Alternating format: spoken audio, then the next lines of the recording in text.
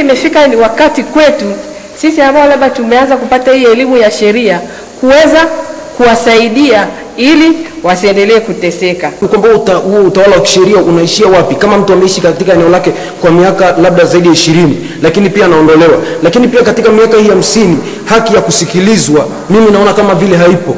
Maana nimeshuhudia kwamba Tanzania ili usikilizwe ni mpaka uandamane alafu upigwe mabomu. Ndio hapo ndio unasikilizwa. Hiyo Mkuu wa kitivo cha sheria cha chuo kikuu hicho ambacho ni sehemu ya chuo kikuu cha Tumaini, Bwana Elfra Laitaika, amewataka kila msomi kuhakikisha anamshirikisha angalau mwananchi mmoja katika mchakato wa kupata katiba mpya ya nchi.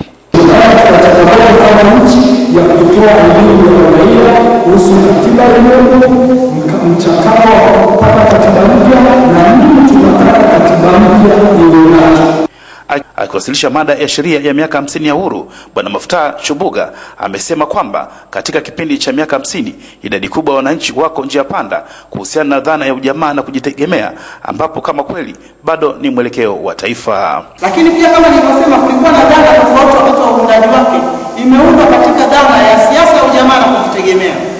Lakini kuuliza mshiriki leo tunapoadhimisha miaka 50 ya uhuru, siasa ya ujamaa na kujitegemea bado tunaifanyia kazi? Kwa upande wake, akifungua rasmi mdahalo huo, mwanaharakati na mwanasheria Bwana Francis Kiwanga amesema kwamba ni vyema wananchi katika miaka 50 ijayo wakaelewa haki yao ya msingi ya kuchagua viongozi bora na kuondoa pindi pale wanapokosea kupitia kura zao. Nafasi ya sisi kama wananchi hata kuadhibisha hawa ambao tunaona wafanye vizuri ipo, kwa sababu kila baada ya miaka mitano kunakuwa na uchaguzi, sio? Lakini unakuta saa nyingine labda kiongozi afanye vizuri, anakuja tu anahonga au anafanya nini, anachaguliwa. Baada mtu anauza uhuru wako, unauza haki yako kwa miaka 5 ijayo. Kwa hiyo hilo ndio tatizo ambalo tunahitaji, lakini sisi ndio tunafanya kazi na hao wananchi wenzetu. Ni Novatus Makunga, ITV, Arusha. Katika kuadhimisha miaka 50 ya uhuru, ubalozi wa Afrika Kusini nchini Tanzania umeahidi kuendeleza mahusiano mazuri na Tanzania kwa kutambua mchango wa Tanzania katika kusaidia ukombozi wa nchi ya Afrika Kusini. Mwanahabari wetu Devota Minja kutoka Morogoro ana taarifa zaidi.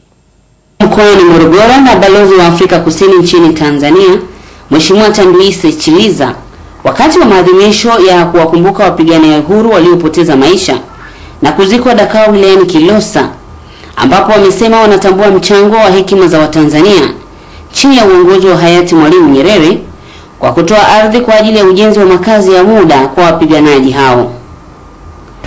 Tanzania became the first recipient of the South African Excellence. We shall ever remain grateful to Baba wa Taifa Mwalimu Julius Nyerere for providing a home to our fellow South Africans who made a temporary retreat to regroup for a purpose of fighting the apartheid demo. Naye mkuu wa mkoa wa Morogoro Bwana Joel Bendera akizungumza katika maadhimisho ya kumbukumbu hizo amesema baada ya uhuru wa nchi ya Afrika Kusini upo mchango mkubwa kwa nchi hiyo katika kukomboa mataifa mengine ya Afrika kutoka katika mikono ya wakoloni. Unaona wanasaidia kwenye mapambano ya nchi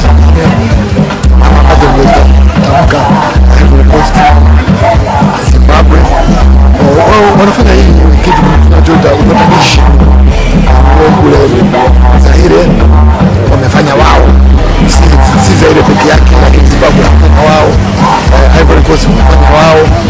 Yani kwa kweli baada ya kupata walichokipata kutoka Tanzania wamekuwa mfano wa kuiga katika na katika dunia.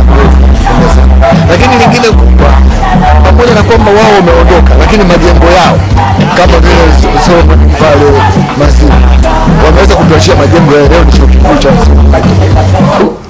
Wamesema kuna haja kwa nchi hizo mbili kuendelea kudumisha mahusiano yaliyoanzishwa chini ya waasisi wa nchi hizo mbili katika nyanja mbalimbali kuleta maendeleo kwa wananchi. Kwa leo na acha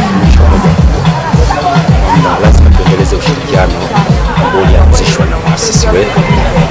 Sana kuja leo huku kwa ajili tumekuja kuona makaburi ya wenzetu wa zamani walikuja wamekuwa wanapigana kwa ajili makaburi wamekuwa wanatutesa sana zamani. Kutoka Morogoro, Devota Minja, ITV. Benki ya CRDB nchini imefanikiwa kupata faida ya shilingi bilioni 61 katika kipindi cha miezi 9 iliyopita, ambapo kwa kipindi cha mwaka huu wameweza kukuza amana zao kwa 20%. Mwanahabari wetu Shaban Tole anaripoti zaidi.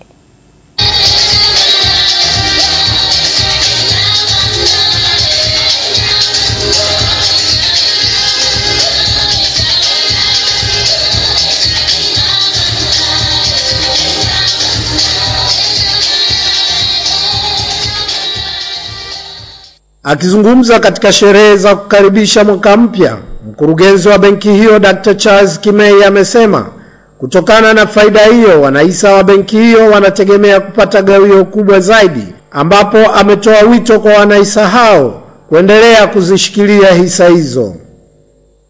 Katika sherehe hizo ambazo zilihudhuriwa na waziri mkuu mstaafu wa awamu ya 3 Fred Kisumai, ambaye alishiriki kutoa tuzo kwa matawi ambayo yamefanya vizuri katika mauzo, Dr. Kimei amesema benki hiyo kwa sasa imewekeza katika mikopo, ambapo mikopo ya CRDB imekuwa kwa kiasi cha shilingi bilioni 150, hususan mikopo ya wafanyabiashara wadogo.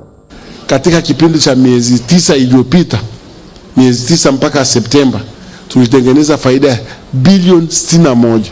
Kwa hiyo watapata ongezeko la gawio lisilopungua 15% ya mwaka jana, au 20, itakuwa 20 hiyo tu, kwa sababu unapoongeza na wao wanaongezewa gawio lao hivyo. Kwa hiyo waendelee kushikilia hisa zao wakingojea kwamba mwakani watapata gawio ambalo ni nzuri zaidi. Kutoka Dar es Salaam, Shaban Tole, ITV.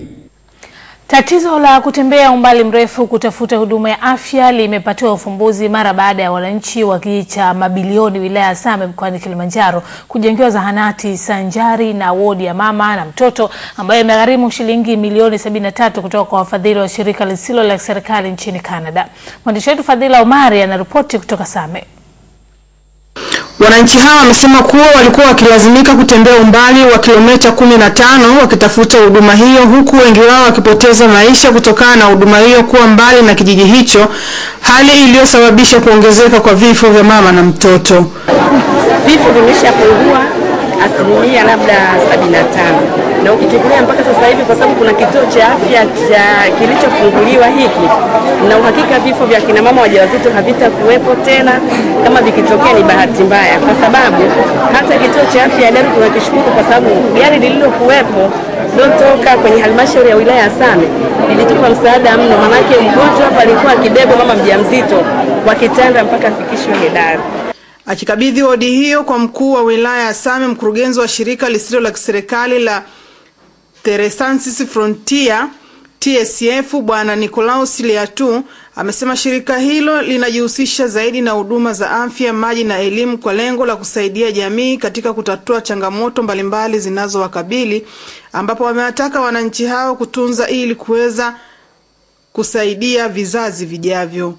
Wodi hii kwa kweli imetugharimu shilingi milioni 73, lakini kama ambavyo ulivyoona bado tunaendelea walau kumalizia katika maana ya vifaa na vitu vingine muhimu ambavyo vinavyohitajika humu ndani.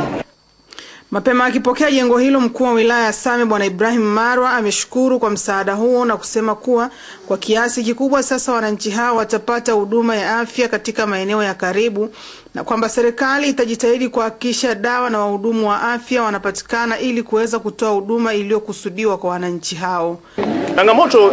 Changamoto zipo, lakini ndio hizi jitihada ambazo zinafanyika, kwa sababu lengo sasa ni kupunguza na ikiwezekana kuondoka kabisa kwenye vifo hivyo vya watoto wachanga. Nikiripoti kutoka Same, mimi ni Fadhila Omari wa ITV.